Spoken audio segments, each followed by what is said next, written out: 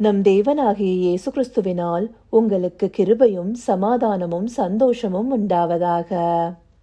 இந்த நாட்கள்ல குறிப்பா ஒரு விஷயத்தை பத்தி தான் நம்ம தியானிக்க போறோம். அது பாவம்.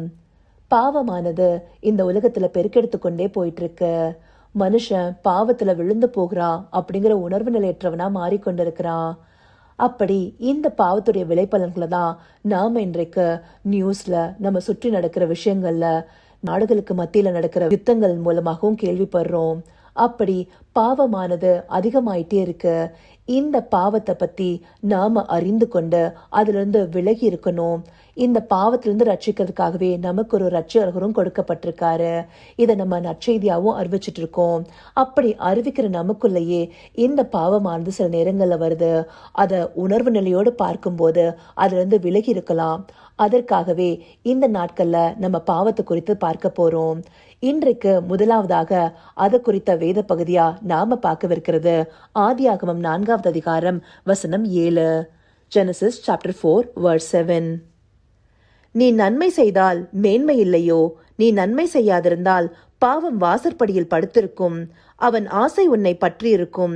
நீ அவனை ஆண்டு கொள்வாய் என்றார். பாவம்ன்ற வார்த்தை முதலாவது வேதாகமத்துல இங்கதான் கொடுக்கப்பட்டிருக்கு. கீழ்ப்படியாமையினால பாவம் உள்ள வந்துருச்சுன்னு சொல்லிட்டு ஆதாம் ஏவாளை பத்தி கொடுக்கப்பட்டிருக்க பகுதியிலேயே நம்மளுக்கு கொடுத்ததுனாலும் இந்த வசனத்துல தான் முதலாவதாக ஆண்டவர் காயினுக்கு சொல்கிறாரு. இந்த வசனத்துடைய பின்னணியிலிருந்து பார்க்கலாம். ஆதாம் ஏவாளுக்கு முதலாவது பிறந்த பிள்ளைதான் காயினானவர். அவருக்கு பின்பாக அவருக்கு ஒரு சகோதரனும் பிறக்கிறாரு. அவரு ஆபேல். ஆபேல் ஆடுகளை மேய்க்கிறவரா இருக்காரு. காயின் நிலத்தை பயிரிடுகிறவரா இருக்காரு. இவங்க 2 பேருமே ஆண்டவருக்கு காணிக்கைய கொண்டு வராங்க. காயின் கொண்டு வர காணிக்க 3வது வசனத்துல எப்படி விவரிக்கப்பட்டிருக்குன்னா, காயின் நிலத்தின் கனிகளை கர்த்தருக்கு காணிக்கையாக கொண்டு வந்தான். காயின் கொண்டு வர காணிக்கை எப்படி இருக்கு? நிலத்துல இருக்கிற கனிகளை ஆண்டவருக்கு ஏதாவது கொடுக்கலான்னு சொல்லி எடுத்துட்டு வராரு. ஆனா ஆபேல் கொண்டு வர காணிக்கை எப்படி இருக்குன்னு சொல்லி 4வது வசனத்துல விவரிச்சிருக்காங்க. தன் மந்தையின் தலையீற்றுகளிலும் அவைகளில் கொழுமையானவைகளிலும் சிலவற்றை கொண்டு வந்தான். சிறந்ததா எதற்குன்னு பார்த்து தன்னை சிருஷ்டிச்ச தேவனுக்கு ஆபேல் கொண்டு வராரு. இப்படி அவர் சிறந்தவற்றையே தேவனுக்கு கொடுக்கணும்னு நினைக்கிறாரு. அதனால்தான் விசுவாச பட்டியல்ல ஆபேலோட காணிக்கையை பற்றி நமக்கு குறிப்பாக கொடுக்கப்பட்டிருக்கு. எபிரேயர் 11வது அதிகாரம் 4வது வசனத்துல பார்த்தோம்னா, விசுவாசத்தினால்தான் ஆபேல் காயினை காட்டிலும் மேன்மையான பலிகளை தேவனுக்கு செலுத்தினது குறித்தும் பார்க்கிறோம். அப்படி ஒரு காணிக்கையானது ஆண்டவருக்கு கொடுக்க பெறும் போது ஆண்டவர் அதுல பிரியப்படுகிற விதமா இருக்கும். இந்த இடத்துல ஆபேலுடைய காணிக்கைய ஆண்டவர் அங்கீகரிக்கிறாரு. காயினுடைய காணிக்கை நிராகரிக்கப்பட்டிருக்கு.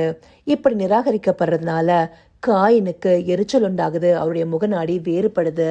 அதை பார்த்த ஆண்டவர், ஏன் எரிச்சல் ஆகிற? உன் முகநாடி ஏன் வேறுபட்டிருக்குன்னு சொல்லிட்டு தான் இந்த 7வது வசனத்தை சொல்றாரு.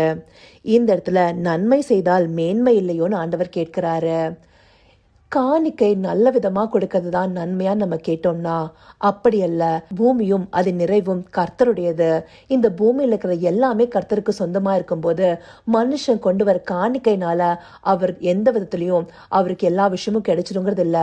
அந்த மனிதன் எந்தப்படியான விசுவாசத்தோடவும் எந்தப்படியான உள்ளத்தின் நினைவுகளோடவும் அந்த காணிக்கைக்கு கொண்டு வரான் அப்படிங்கிறதே ஆண்டவர் பார்க்கிறாரு. ஏழை விதவை போட்ட காணிக்கையே இயேசு கிறிஸ்து பெரிதா சொன்னார் இல்லையா? அநேகர் அங்க இருக்கிற செல்வந்தர்கள் அவங்கள காட்டிலும் காணிக்கை போட்டிருப்பாங்க.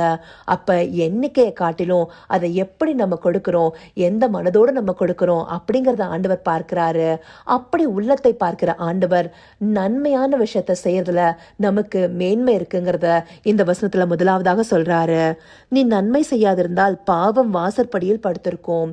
எப்போ ஒரு மனுஷன் நன்மை செய்ய தவறானோ அப்பவே அவனுடைய வாசலர்களை பாவம் படுத்திருக்கும் அப்படின்னு சொல்றாரு.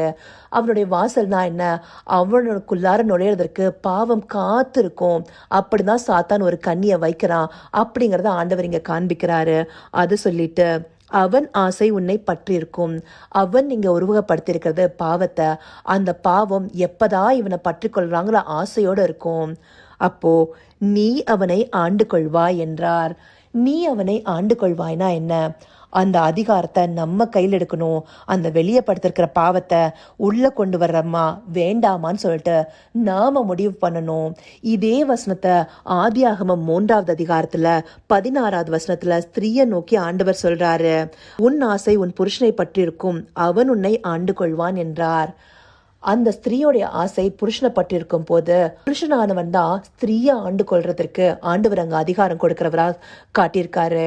அப்போ அதிகாரத்தை கையில் எடுக்கிறவங்க தான் என்ன பண்ணலாங்கிற முடிவு பண்ண முடியும். அப்படிதான் பாவம் நம்மள பற்றி இருக்கிற ஆசையில இருக்கும், நம்மளை எப்படா விளத்தலான்னு பார்த்துட்டு இருக்கோம். ஆனா அதிகாரம் நம்ம கையில் இருக்கணும். அந்த பாவத்துக்குள்ள நம்ம போறோமா இல்லையா அப்படிங்கிற அந்த உணர்வு நிலை நமக்குள்ள இருந்ததுன்னா நாம் அதை செய்யாம இருப்போம். இந்த எச்சரிப்பின் சத்தத்தை ஆண்டவர் கொடுத்துட்டாரு. ஆனாலும் காயின் என்ன பண்றாரு?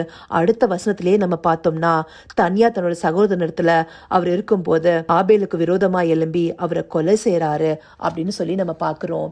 அப்படி முதலாவதா ஒரு கொலையும் நடக்குது. இது பாவத்தின் விளைபலன். அந்த பாவம் அவரை ஆண்டு கொண்டது. அவர் அதை உள்ள அனுமதிச்சிட்டாரு. அப்படி உள்ள அனுமதிச்ச போது அவர் இந்த பாவத்துல விழுந்து போனவரா ஆகிறாரு. இந்த நாட்கள்லயும் நாமளும் இப்படிதான் நம்ம நன்மை செய்ய விருப்பப்படாத போதே நமக்கு பாவம் காத்து கொண்டு நிக்குது. அந்த பாவத்துல இருந்து நம்ம விடுபடணும்னா நம்ம என்ன பண்ணணும்? அந்த பாவத்தை நம்ம உள்ள அனுமதிக்க கூடாது. நம்ம எந்த ஒரு விஷயமா இருக்கட்டும், நம்ம ஒரு மொபைல் போன் எடுத்து அதை அதிகமா நம்ம கையில வச்சு அடுத்தடுத்தபடி போகணுமா இல்லையா அப்படிங்கிறது நம்ம கைகள்ல தான் இருக்கு. இல்ல வாழ்க்கையில செய்யற எந்த விஷயமா இருக்கட்டும், அதை நம்ம செய்யணுமா வேண்டாமாங்கிற முடிவு யார் கையில இருக்கு? நம்மளுடைய கைகள்ல இருக்கு. அது நம்மளுடைய சிந்தனையில நம்ம எப்படியெல்லாம் அதை விளத்தலாம்னு சொல்லிட்டு நம்மளுக்கு பாவமானது அந்த இச்சையை பிறப்பித்து கொண்டே இருக்கும். அதுதான் நம்மளுக்கு ரோமர் 7வது அதிகாரம் 8வது வசனம் சொல்லுது, பாவமானது கற்பனை நிலையிலே சமயம் பெற்று சகலவித இச்சைகளையும் என்னில் நடப்பித்தது. பாவமானது கற்பனையிலேயே சமயம் பெற்று நம்மளுடைய கற்பனைக்குள்ளார போயிட்டு அதிகமா அது நம்மளை சிந்திக்க வைக்கும். அப்படி நம்மளை அது சிந்திக்க வைக்கும் போதே நம்மளுடைய முடிவு இல்ல, இந்த பாவம் வேண்டான்னு சொல்லி விலகிறது. இந்த இடத்துல எப்படி அந்த பாவம் ஆண்டவர் எச்சரித்தும் அந்த எரிச்சல்லையே காய் இருந்த போது அந்த கொலையை செய்து அந்த பாவத்தை பிறப்பிக்கிறார் இல்லையா? இப்படி நம்ம அந்த பாவத்துல விலகக்கூடாது அப்படிங்கிறத ஆண்டவர் இந்த வசனத்தை காண்பிச்சு நமக்கு அறிவுறுத்துறாரு. அப்ப பாவம்ன்ற ஒரு உணர்வு நிலையை நம்ம அறிந்து கொண்டவர்களா இந்த பாவத்தின் விளைபலன்கள் ரொம்ப மோசமா இருக்குங்கிறத தெரிந்து கொண்டோமே, ஆனால் அதை சாய்ஸா நம்ம எடுக்க மாட்டோம். அப்ப பாவம்ங்கிற உணர்வு நிலை முதலாவது ஒரு மனிதனுக்குள்ள இருக்கணும். நாம ஆண்டு கொள்றதுக்கு எழும்பி அதை நம்ம வேண்டான்னு நிராகரிக்க கூடிய அந்த நிலை நமக்குள்ளார வரணும். அப்படிங்கிறத இந்த வசனத்தின் மூலமா ஆண்டவர் நமக்கு உணர்த்துறாரு. அதற்காக அவருக்கு நன்றி தெரிவிப்போமா?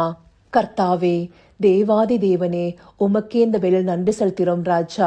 அப்பா, நன்மை செய்ய பிரியப்படுகிறவர்களா நாங்க இருக்கணும் தகப்பனே. நன்மை என்னதென்று நீங்க எங்களுக்கு அறிவிச்சிருக்கீங்க. இரக்கம் செய்து நியாயம் செய்து உமக்கு முன்பாக மனத்தாழ்மையாய் நடப்பதுன்னு சொல்லிட்டு உங்களுடைய வேதாகமத்துல எங்களுக்கு குறிப்பிட்டிருக்கீங்க ராஜா. இதை அறிந்தவர்களாய் நாங்க இரக்கம் செய்யறவர்களா, நியாயம் செய்யறவர்களா, நீங்க எங்களுக்கு தவறுன்னு ஒரு விஷயத்த உணர்த்தும் போது இதை நாங்க இனிமேல் செய்யக்கூடாதுங்கிற உணர்வு நிலை எங்களுக்கு வரணும் தகப்பனே. அப்பா, காயின் அந்த உணர்வு நிலை இல்லாம தன்னுடைய சகோதரனை கொலை செய்து பாவத்துல விழுந்தவரா மாறினார் தகப்பனே. அப்பா, நாங்க உணர்வுள்ளவர்களா, எங்களுக்கு பாவமானது உணர்த்தப்படும் போதே அதை விட்டு விலகணுங்கிற உணர்வு நிலையை பெற்றவர்களா மாறணும் தகப்பனே. இந்த பாவத்திற்குள்ள சிக்கொண்டு போய் அப்பா நரக ஆக்கினைக்கு எங்களை நாங்க உட்படுத்தாதபடி தேவரீர் தயவாய் எங்களை நடத்தியறலைங்க. அப்படின்னு நீங்க காத்தரல போகிற தயவிற்காய் நன்றி. சகலவித துதி மகிமை கனம் யாவும் ஒருவருக்கே செலுத்தினோம். இயேசு கிறிஸ்துவின் மூலமாய் வேண்டிக் கொள்கிறேன் பிதாவே.